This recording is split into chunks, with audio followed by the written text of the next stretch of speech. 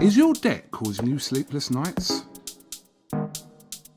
Knock your debt out with Debt KO. And your debt won't be the only thing keeping you up at night. Debt KO. Free, impartial advice on all your debt.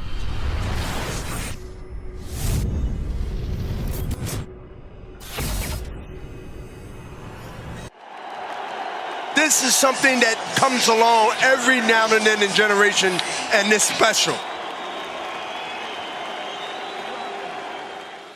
This is KUGAN CASSIUS for IFL TV in association with MTK Global. Just before the press conferences is Joshua Pulev, joined by a sharp-looking Edward Hearn. How are you, mate? Yeah, I've been very casual lately, but I thought AJ Fight Week, the big press conference today, beamed around the world, watched by millions, so I'd stick the roll neck on for you. Do you know what I mean? We love a roll neck. So you know what? I was listening to you do your piece on the NFL with Josh Denzel, and I did think to myself, if he can talk this much about something he clearly doesn't know about, do you get where I'm going with this, Edward? I can talk about anything, to be honest with you. And that was a conversation with Josh Denzel, which will be on Sky NFL at the weekend, giving all the picks for all the weekend games. I've had no idea who any of the teams are, but I gave my opinion on all of them. Told you that the linebackers are looking strong, their defensive setups on point, they're over the moon with their NFL drafts right now, So yeah, it's a good. It's very impressive. If I didn't know that you didn't know about that, I would be semi-convinced that you knew what you're talking about. Very good, Edward. That obviously that applies to boxing or not? Absolutely. Or do you know about boxing? I know a little bit more about boxing. Been around it a little bit longer. First of all, Tyson Fury puts a video message late last night to confirm that he will not be attending Wembley. I think there was a lot of talk about it. I don't know if there was any intention of him of ever coming, but yeah, expected really? No, I did expect him to come actually. I think at the end of the day, it's up to him, isn't it? I mean, if he wants to come and watch his next opponent, hopefully, then that would have been a good idea. If he wants to push the fight and show his willingness to make that fight next, that would have been a good idea. But he's quite more than welcome to stay at home and watch the fight. I'm sure he'll be watching, and he does want the fight next. So I don't know. What we got? 2 days left. We'll see. We'll see. In these situations, right? I know you kind of openly put it out there that people are welcome, but do you actually physically reach out to the person you want and go, there's a ticket, we want you to come, or not? Not at the moment, because we don't really have any tickets. I mean, you're in a situation where most of that floor area is cordoned off for the bubble. Obviously, all the tickets have gone through the local council and AXS, so it's not easy to get people along. But in that instance, someone like a Tyson Fury would be doing some broadcast work with Sky probably, so it's easier to get him access to the venue. But like I said, Adam Smith invited him. He's more than welcome to come if he changes his mind. If not, I'm sure we'll be sitting in very soon. Just sticking with the ticket front, there was a little bit on social media kind of questioning about the situation regarding the NHS. You obviously pledged to donate some tickets at the start of the pandemic to NHS workers for your shows. We know you've only got 1,000 tickets for this weekend, but can you kind of just address that situation and explain where that lies at the moment with the NHS? Yeah, I said that when we are back up and running, we'll be giving 200 tickets to NHS workers for every show. That's still in place. I wouldn't really say we're up and running, to be honest with you. We're in a situation where we've got a week's notice to run a system where the council, the arena had to put in place a system to record people's data who are coming, to have ID on the door of people that are coming, and it wasn't a situation of just us having access to tickets that we could just give out. We didn't have the infrastructure in place. We have reached out to a number of NHS workers that will be attending, and we will be giving them tickets. It won't be 200, but at least we're getting NHS workers into the arena on Saturday night, and we've got to put the system in place for when things return to normality. Being honest with you, can we consistently give NHS workers 200 tickets when we've got 1,000 tickets? Maybe, maybe not.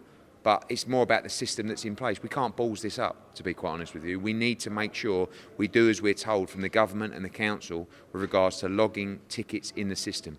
Eventually, we need our own NHS system where people can apply with their ID numbers or whatever they are, go through a system. We can make sure they're legitimate people who do work for the NHS. We can do some kind of ballot and post it out. We had 6 days. So we can't do it, but we have been reaching out to a number of NHS workers who will be in attendance on Saturday.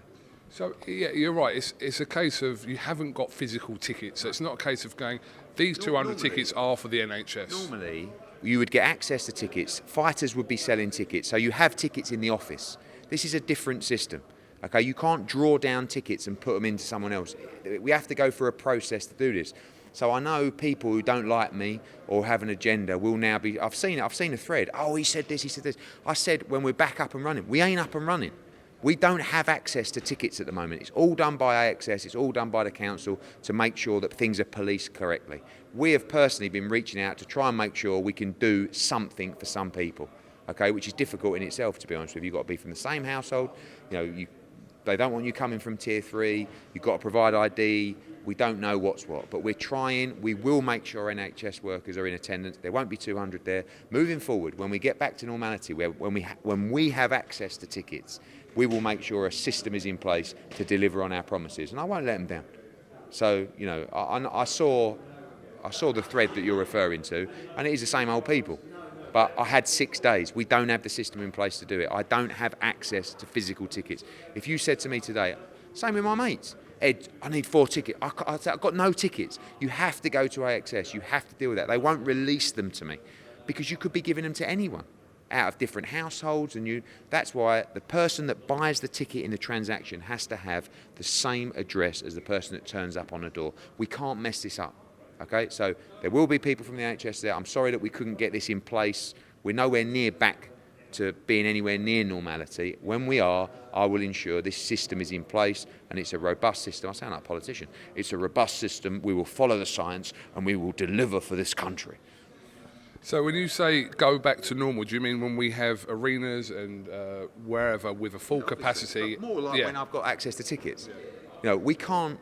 Like I said, I won't bore you with it. You know what it's like. You come in the office. We've got physical tickets. We can run a system. We can post them out to NHS workers.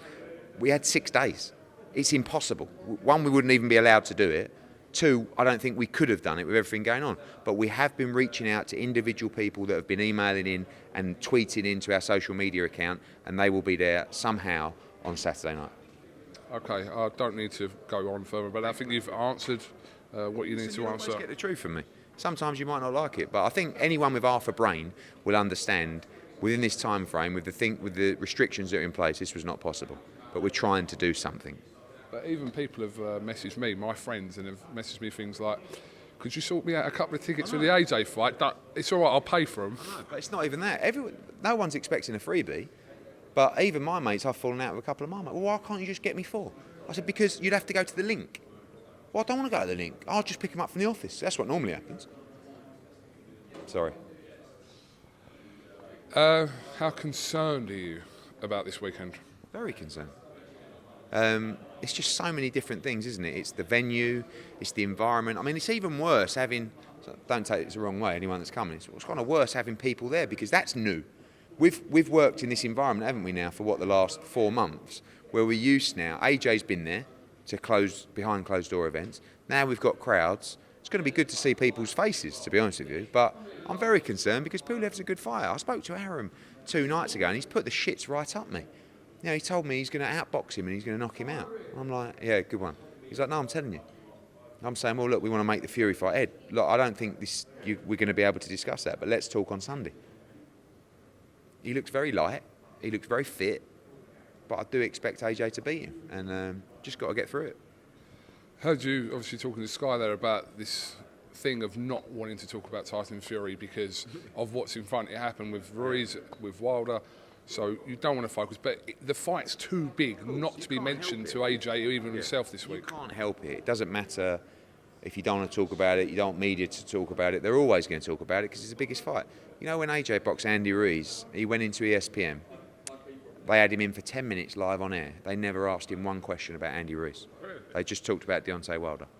And it's like, he actually came out and said, bloody hell, didn't even ask me about Andy Ruiz. That's how much people expected him to just blow through Andy Ruiz. And they expect him to blow through Kubrat Pulev. But Kubrat Pulev is a top 5, certainly top 10 heavyweight. He's a mandatory challenger. He's very good. Very good. And it ain't going to be easy. It's going to be a great fight. And I'm nervous, but it's what we fucking live for.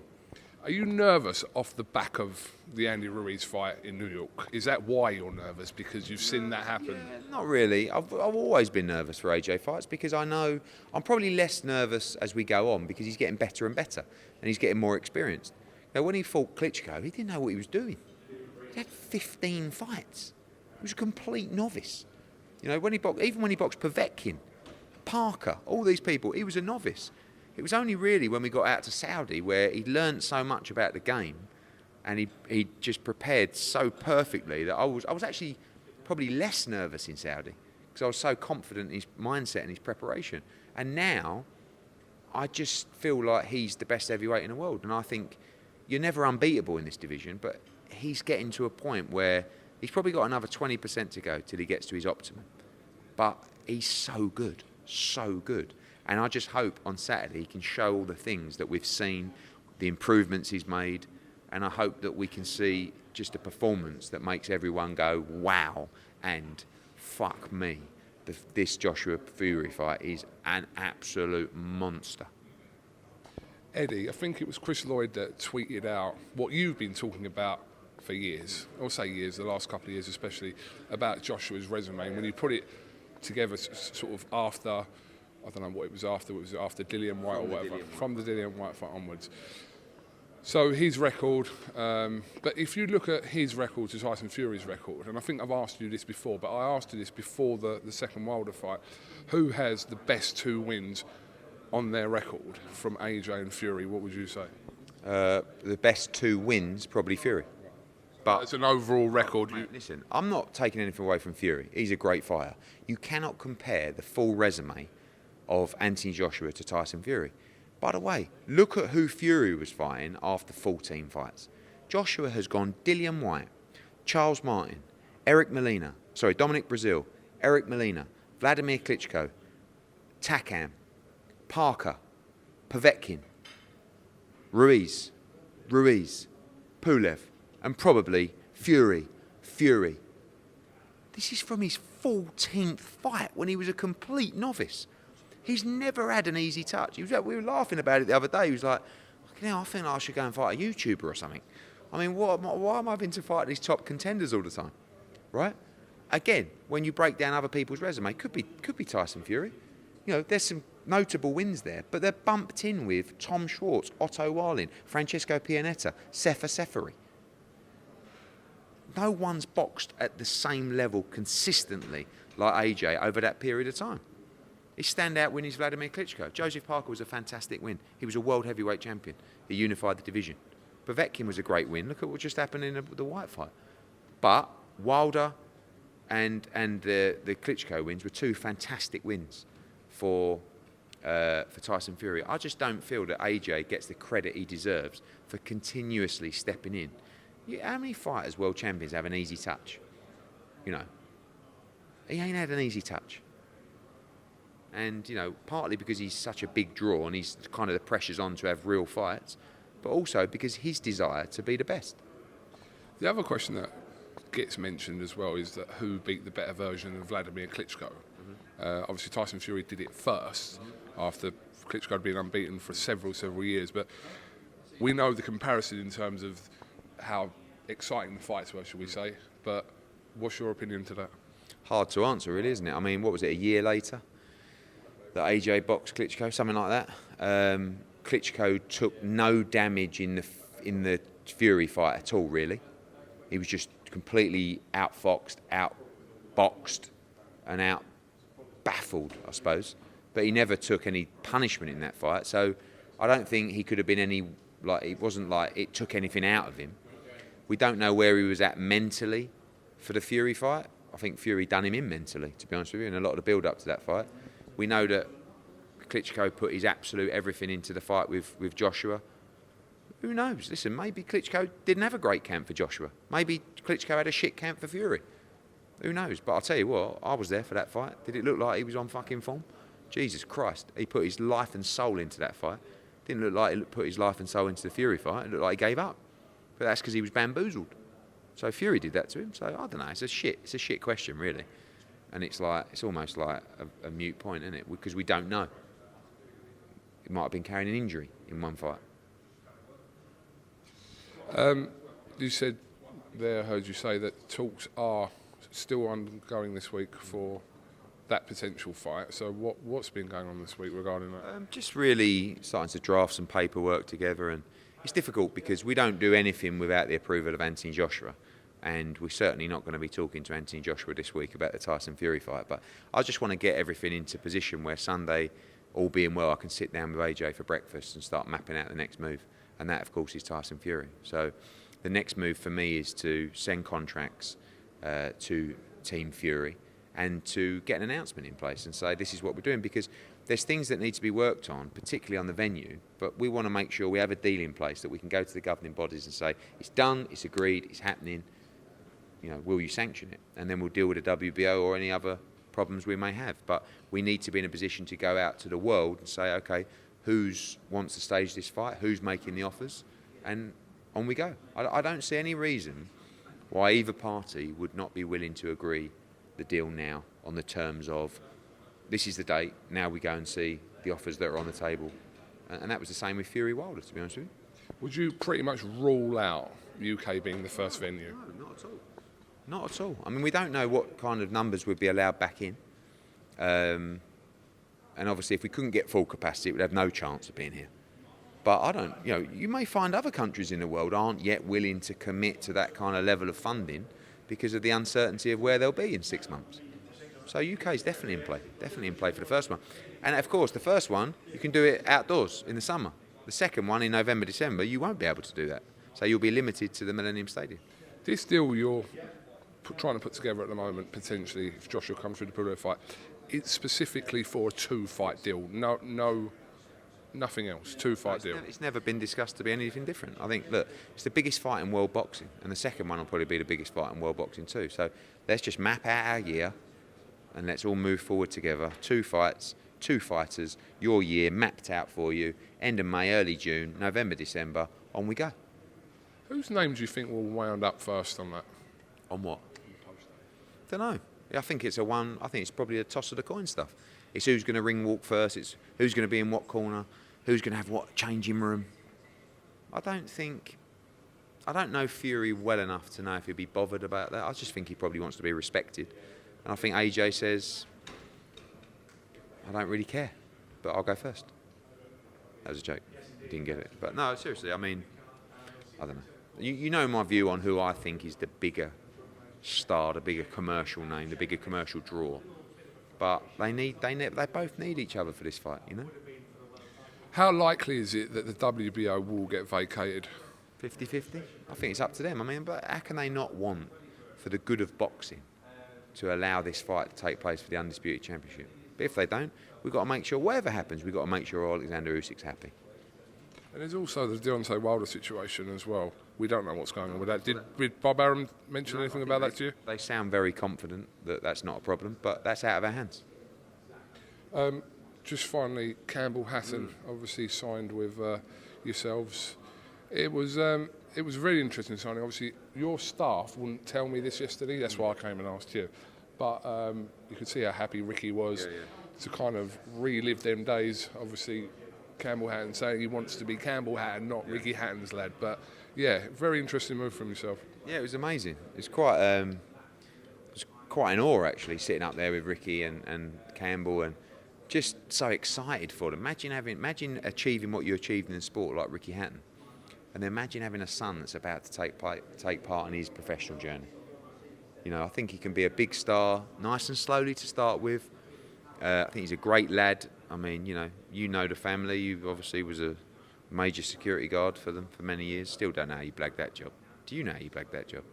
Honestly, I haven't got a fucking clue. Talk about me with the NFL picks. Fuck me. You're rocking around. But you come up. Listen, as a security guard, you can't punch your way out of a wet paper bag. Mate, all roads led to this moment right here. So. I know, it's destiny, isn't it? But just remember Fanta Punch, all right? Made you. Exactly, that brought me here. But I think that it's exciting, and you can see by the response, you can see by the initial numbers, people are going to get behind this. You've seen by Conor Benn, he got the chance, but he's put the work in, right? He's turned himself into a world-class welterweight. Campbell Hatton has got a long way to go, but I'll tell you what, he's got the DNA, he's got the story, he's got the minerals. how good he can be is a lot down to himself and his team and the God-given talent that he's been awarded. But I can't wait. It's a hell of a story. I mean, fucking hell, Ricky's a legend. Legend. Who don't love Ricky Hatton? And they will love Campbell Hatton as well.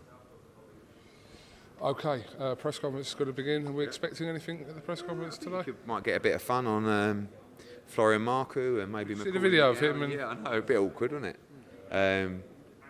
But, you know, I think there's some great fights on the card, and we'll look at the look in each other's eyes when Joshua comes, have a staring glance at Mr. Pulev. What was the final word on the WBO situation? I know we know it's not full. They just said that they didn't feel like they would have allowed anyone in the top 15 to fight for the title. We tried everybody. They didn't feel, and I think they made a right decision, that they should put a fighter in the top 15 on the week of the fight and let him fight for a title. Do you know what I mean? And I have to say, unfortunately, although I did try and convince him to do it, I think they made the right decision. It's a good fight. The kid's 20-0. He's a world-class fighter, but he wasn't in the rankings. And I think you need to be a little bit careful sometimes of things like that, where fans will say, well, hang on a minute, you know? So Lawrence has to win, and then he'll fight Glowacki. It's not going to be easy. And he's got to get himself up for this now, because that was a chance to win a world title. Now he's got to win this to get the shot at a world title. Eddie, I have actually got one more question for you, yes. And this is for the pure amount of tweets I've had about this fighter. 147-pounder, Michael Mckinson. Michael the Problem Mckinson. Yeah. What do you know about Michael, and could he possibly feature against, he's 19-0, could he possibly feature against one of these welterweights here in this country? Yeah, I've heard the name, I'm aware of the name. I believe he's with MTK. I believe we tried to make a fight with him once. Was it with Chris Congo, maybe? But I don't think he'd been in camp. Good fighter, by what I understand. Yeah, look, all these guys. I mean, Florian will fight anyone. You got Congo, you got Ben, you got Kelly, you got Mckinson, you got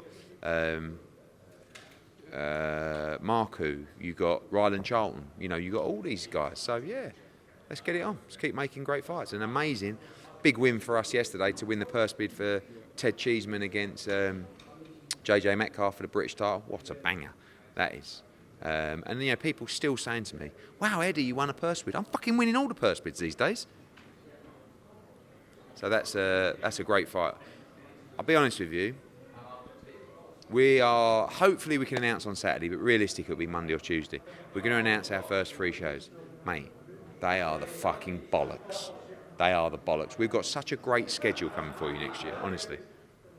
Are you going to start on the 30th? Can we just rule out a show on the 23rd? You can rule out a show on the 23rd. Okay, can we also rule out Dillian White fighting on the 30th? No, not yet. Not yet. You are a tease. What, you can still fight on that day? That's always been the plan, but you know, we've got a meeting tomorrow with Povetkin's team, because they've got Kuzmin, and they're all here. He's seeing the doctor again tomorrow. He's running, he's in training. He's going to start stepping it up, and if possible, we'd like to do the 30th. If it has to wait a week or 2 weeks, no problem. But I don't want to announce it and then delay it, because I'm assuming Josh Warrington will feature in one of these, and will it be up in Leeds? Depends on what's allowed. If it's 1,000 people, probably not. Because they're in Tier 3. Yes. So if we're only allowed 1,000 people anywhere, we will probably keep all those early fights in the same venue. Here. Quite possibly. Come on, son. You like it, didn't you? I love the bubble. Eddie, final message to the people? Ain't the final message, because we're going to hound you again. The final message is thank you for the support, for keeping boxing alive.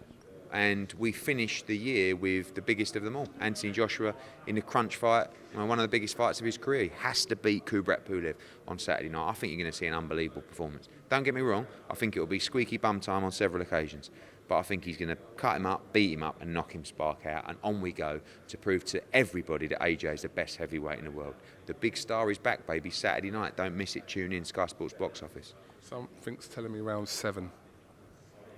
Yeah, I think 7 to 9. Listen, these big boys, mate, could be any time. Thank you very much. This is something that comes along every now and then in generation, and it's special.